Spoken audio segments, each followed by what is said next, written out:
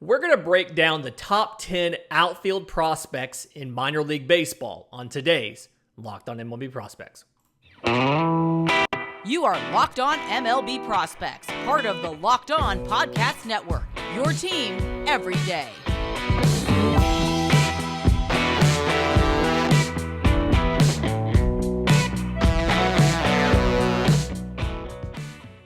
Yes, welcome on in to Locked On MLB Prospects, your home for all things minor league baseball. I'm your host, Lindsey Crosby, baseball writer for Sports Illustrated, and thank you for making this your first listen every single day. And we went on Twitter and we asked, what did you guys want from a top 10 list? We already did shortstops. I need to go back and update that show. I really do. But did you want catchers or outfielders? You said outfielders. So here we go. A couple ground rules on this. Number one is we're not going to account for possible position changes. So Jordan Walker of the Cardinals is a third baseman. He might end up playing some outfield, but right now he is a third baseman. He is not in this list. And then executive privilege, because I am the host of the show, we are not counting 2022 draftees in this list, especially those guys that are not yet playing. So Druw Jones is a consensus top 3 outfield prospect from a lot of the websites, the prospect apparatus. I've seen Elijah Green in some of these lists. Same thing. We're not counting either one of those guys. Elijah Green just hit rookie ball. Druw Jones, obviously, shoulder injury out, won't play until next year. So we're not going to include them in this list. This is only guys who have spent the year playing minor league baseball as outfielders in this list. So, very beginning, we're going to go with, I broke it into tiers, and then I've rated the guys inside the tiers. You're going to get a 1 through 10 here, but starting off is tier 4, and I only had room for 1. So I have a list of guys that just missed, and then the guy we're actually going to talk about. So the just missed, Andy Pages, Ceddanne Rafaela, Colton Cowser, Oscar Colas, Alec Burleson of the Cardinals. Those all just missed. And the guy that we actually are going to talk about in this group is Sal Frelick of the Brewers. We've talked about him once or twice before on this show. 2021 first rounder out of Boston College. Shorter guy, 5'9", 175. But 90 games across 3 different levels, high A, double A, triple A this year. He's hitting .334, .408, .478, 7 home runs, and 17 of 24 on stolen bases. And the thing about Sal Frelick, really flashy, kind of toolsy player, has premium speed, and plays pretty good defense. The reason he's not higher on the list is just a lack of power. I mean, he's probably the best hitter for average in that system, one of the best athletes in that system. Like I said, great speed. I'd give him probably a 70 grade on the speed. Hit tools, probably a 60 grade. A lot of athleticism. Just, I don't feel like the power is really going to come out to be more than 10 to 15 home runs, and that's if the development continues. So it's hard to put a guy up into tier 3 or tier 2 with a situation like that. When you look at tier 3, the rest of these guys are all tier 3, which means not completely interchangeable, but it means that they're all kind of grouped around the same place. So if you think number 9 should be over number 8, that's fine. That may be the case. They're all in the same tier and they're all somewhere nearby. But 9 and 8 are actually in the same organization. So number 9, I've got Brennan Davis of the Cubs. He's out with a back injury. He just hit rehab in the Arizona Complex League, but he had a non-structural back issue, had surgery on, I think it was like a nerve thing. So always a little risky there, a little bit nervous about putting him in here. But 2018 second rounder out of high school, 6'4", 175. And the big thing here is I see him as a future slugging right fielder. He's been playing center field. I do think that right field's the better place for him. He's one of the better power hitters in the system, really good athlete, one of the better defenders in the system, not as good as the next guy we'll talk about. We saw he hit 2 home runs in last year's Futures game. So, plus arm, the plus speed, a lot of that. That's where I feel like right field's better, maybe more so than center. He'd be an above average defender in center, but I think right field's where he'll end up. Partly his development, partly the next guy we're going to talk about. And then he gets a lot of power to the pull side. I want to see him use more of the field, maybe so than just the pull side. But absolutely, has had a bunch of fluky injuries, broken finger in 2019, hit in the face by a pitch in spring training in 2021, got him a broken nose and a concussion, the back thing this year. A lot of fluky injuries, but a guy that's shown a lot of potential to, 60 grade power. I think he could probably hit 25, 30 home runs and still have decent contact ability. And so that's ultimately why I think he's destined to be a top 10 outfielder. Number 8, Pete Crow-Armstrong, our buddy PCA. Shout out to our friends at Locked On Cubs. First rounder in 2020 by the Mets, was traded to the Cubs in the Javi Baez deal. I absolutely think they got the better end of the Javi Baez deal. 86 games this year, 308, 375, 529, 15 home runs, 28 of 36 on stolen bases. Defensively, no doubt center fielder. Gold glove caliber center fielder. Just strides through the outfield and brings in just about everything. Best defensive outfielder in the system, one of the fastest base runners in the system. I give him a 70 grade defense, a 60 grade speed. Arm is above average. It's good enough, but fantastic defender. One of the best defenders on this list, if not the best defender on this list. Offense, it's very much a leadoff profile. So geared for contact, doesn't have a lot of holes in the swing, can control the strike zone.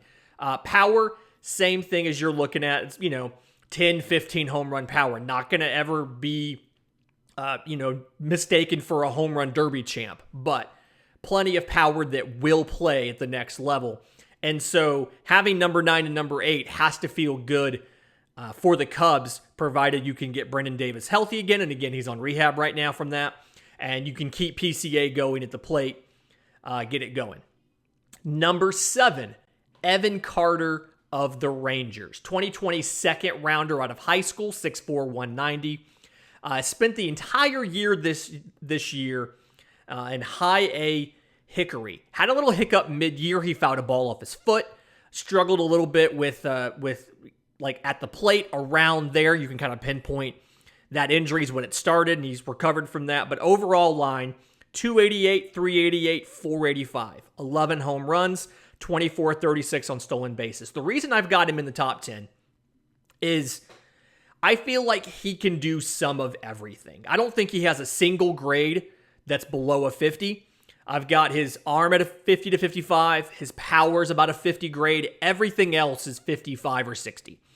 And so, jack of all trades, and the reason I think he's a top 10 guy, he doesn't have the highest ceiling of everybody on this list. But when you don't have one specific carrying tool or two specific, and you're just really good at everything, the odds are, your floor is much higher. The odds are that he's able to make a positive impact at the big league level because he's got good defense. He's got the speed and instincts to do it. He's got a good enough arm to play a corner outfield if he needs to. He's got a good enough contact profile where he's going to make plenty of contact, rarely, not going to strike out a ton, not going to chase a ton. When he does make contact, he's going to hit a ball hard. He's going to get quality contact. And so does everything above average at least. So I've got him at number 7. Number 6, George Valera of the Guardians. A little bit more risk in the projection here, but 5'10", 160. Was actually a 2017 IFA and really kind of a late bloomer. Just something where didn't actually had injuries early, didn't get his first full season until last year. Split it between high A and double A.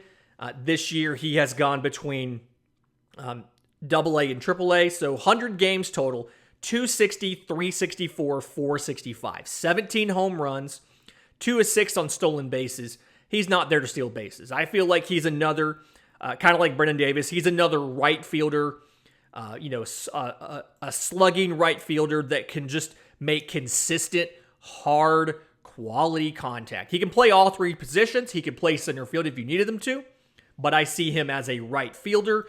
above average raw power. I think he hit 19 home runs last year, which was one of the better numbers for this system. We've talked before, the Guardians have a lot of contact guys in this system. But I absolutely see him. I'd probably give him a 55 or a 60 on power. And I see him as a guy who's, 20 plus home runs in the bigs while playing above average to plus defense in right field and having a good arm. So, in just a minute, I want to get to tier 2. We've got 3 guys here. Very excited about some of these guys and where they belong. But first, today's episode is brought to you by our friends at LinkedIn Talent Solutions. As you gear up for fall, you need the right people on your team to help your small business fire on all cylinders. LinkedIn Jobs is here to make it easier to find the people you want to talk to faster and for free.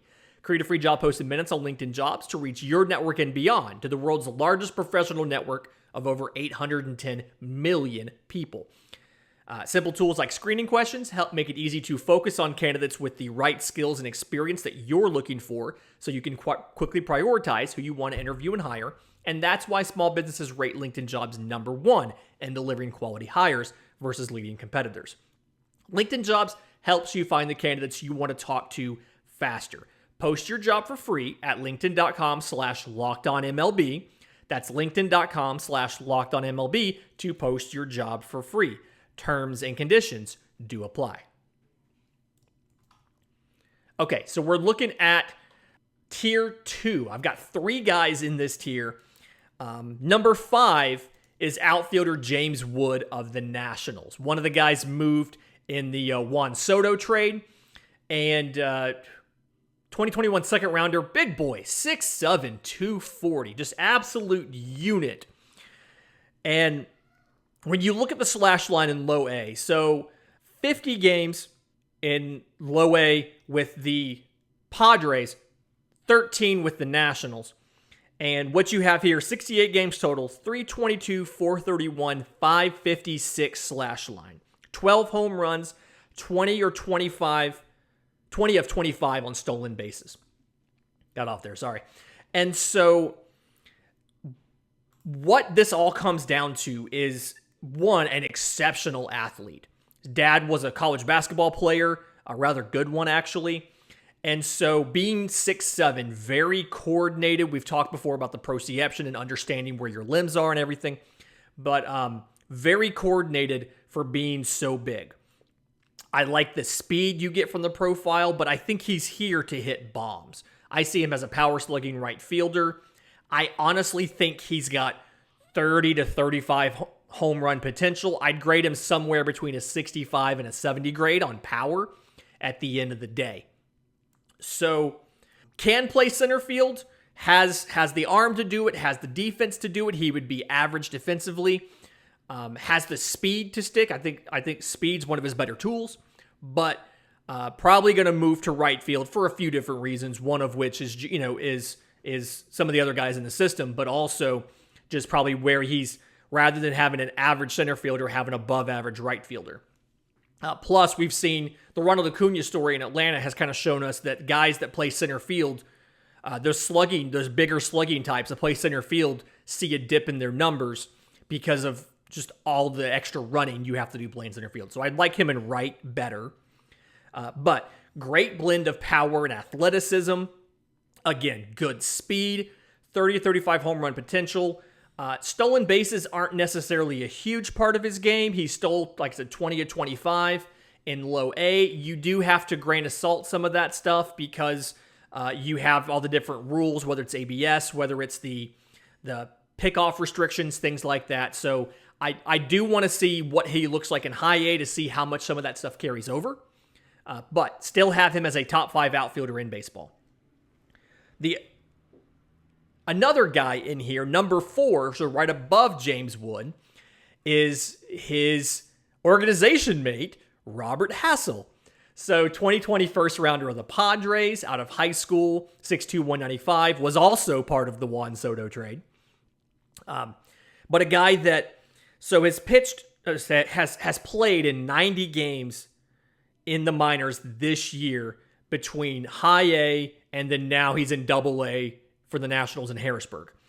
278, 361, 423. So the individual slash line isn't as good as James Woods' slash line.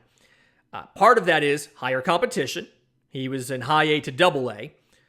But also part of it is I don't think that's not necessarily exactly how his game plays. So I've got him 10 home runs, 23 to 26 stolen bases, and really like a high floor guy. So power's not the biggest part of his game.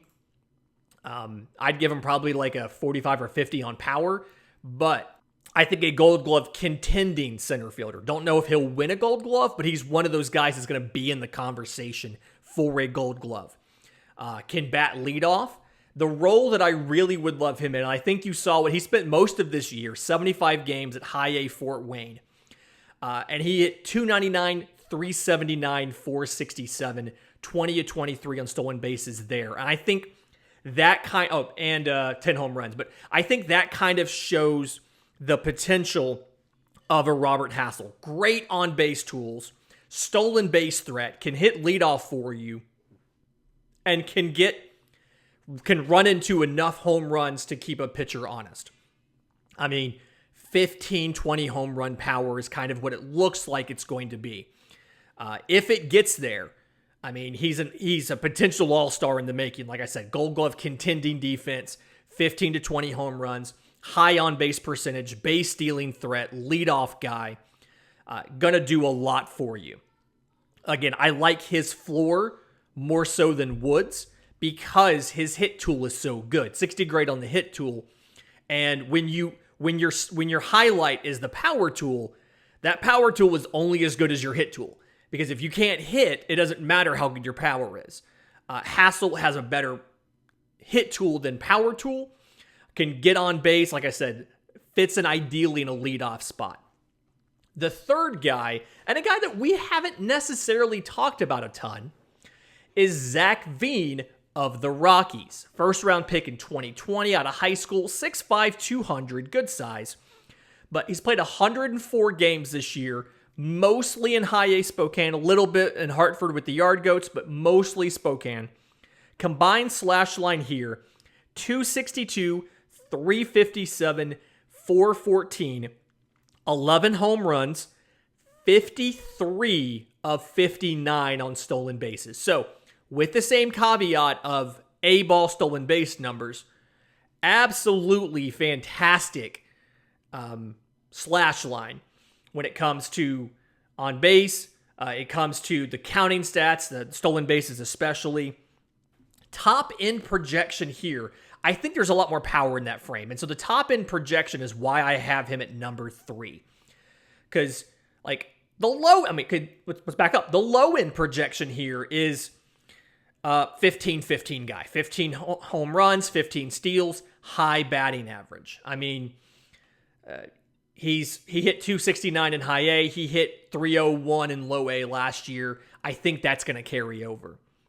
High end projection, if the power comes in like it looks like it's starting to, is 30-30 guy.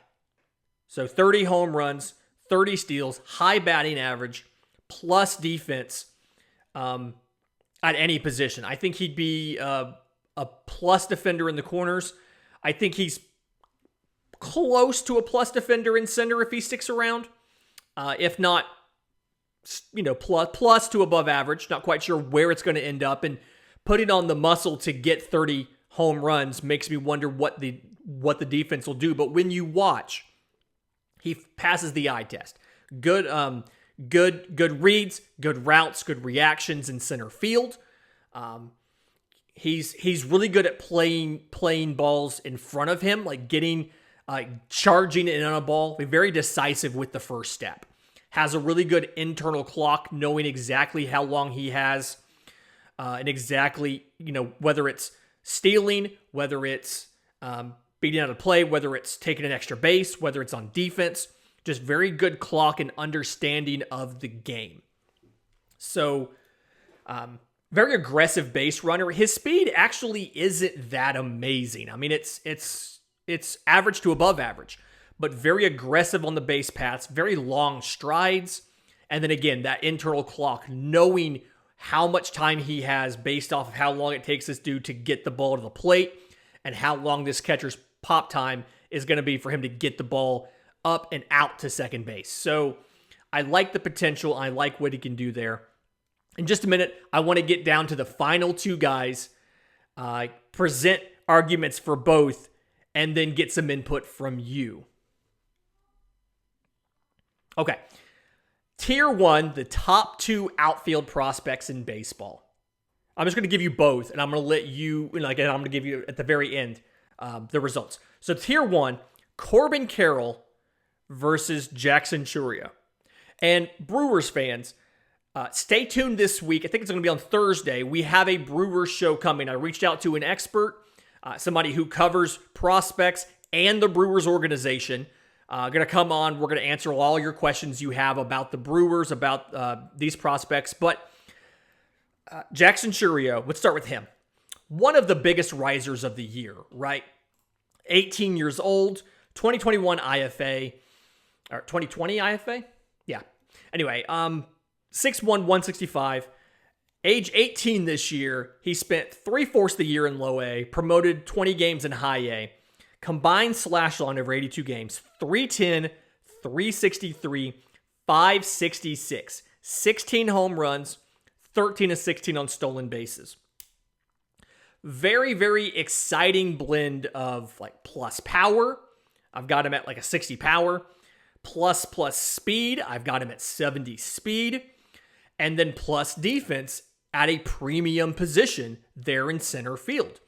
He's doing it. He's younger than most players in A-ball. Most guys in A-ball are 19 or older. He's 18 doing this, that same situation. Like I said, 16 home runs over the course of the year, 13 to 16 on stolen bases. Kind of surprised we haven't seen him steal more bases. Feels like with the speed, you'd expect a little bit more as far as stolen base. And when you watch him, like he's very much an explosive athlete. Has that quick twitch, that quick burst. And so, again, not quite sure why he hasn't done more as far as stolen bases. Signed as a shortstop. They moved him because of the arm strength. They moved him to the outfield. Looks incredibly comfortable in the outfield. I mean, again, plus defender.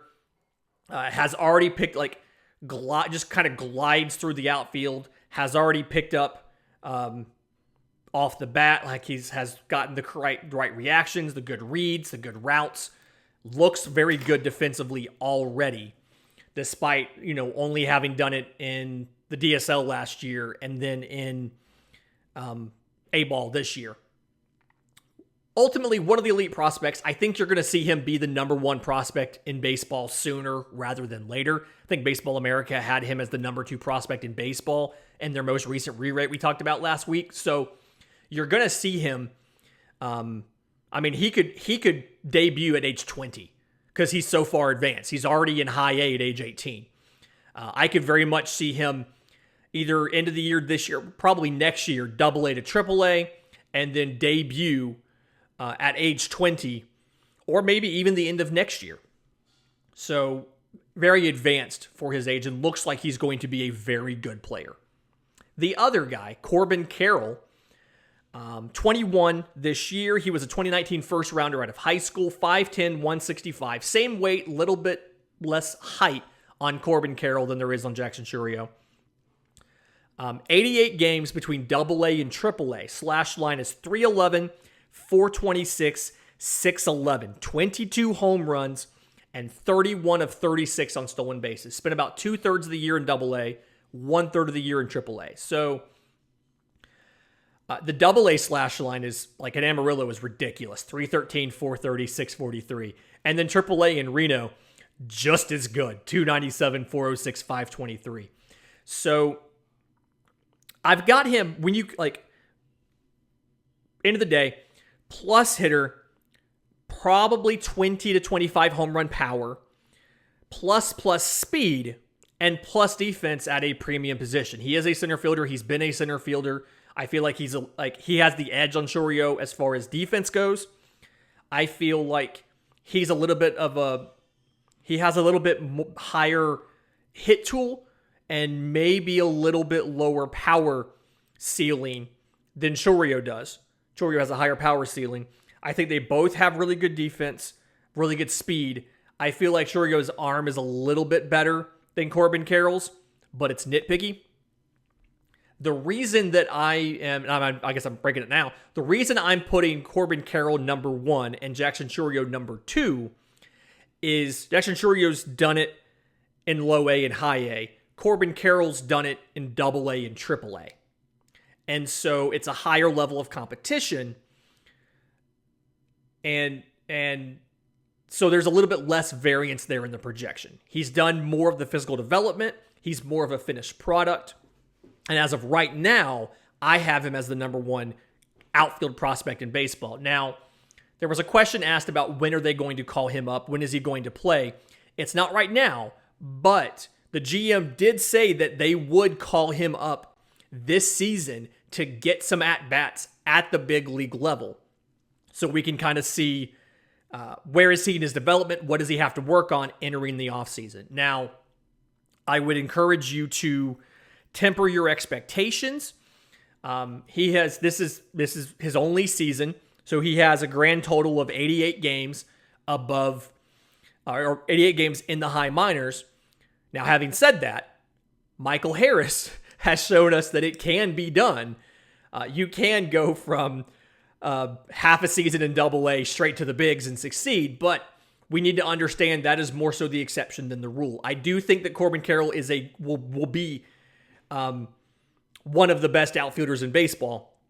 I don't know how successful he will be immediately, but whatever deficiencies that come up or whatever holes in his swing or holes in his game come up this year in his debut in MLB, he absolutely will have time to fix them before he opens or he comes out of spring training and opens the season in 2023 as the starting center fielder for the Arizona Diamondbacks. So I want to know your thoughts on the list. Now, I'll go through it one more time. Number 10, Sal Frelick of the Brewers. Number 9, Brennan Davis of the Cubs. Number 8, Pete Crow-Armstrong of the Cubs. Number 7, Evan Carter of the Rangers. Number 6, George Valera of the Guardians. Tier 2 is number 5, James Wood of the Nationals. Robert Hassel of the Nationals at number 4. Zach Veen of the Rockies at number 3. And then the Tier 1 guys by themselves, Corbin Carroll of the Diamondbacks, Jackson Chourio of the Brewers, with Carroll coming in at number 1 and Chourio coming in at number 2. If you have thoughts on this list, if you have thoughts, questions, comments, I'm on Twitter at Crosby Baseball. The show's on Twitter at Locked On Farm. You can email us, lockedonmlbprospects@gmail.com. If you're watching on YouTube, feel free to drop them here in the comments. And again, stay tuned. A lot of great stuff going on this week. We're going to talk about organizational talent rankings. We have a show about the Brewers, doing a Farm Friday. Believe it's the Marlins this week. So stay tuned for that. But until then, this has been Locked On MLB Prospects.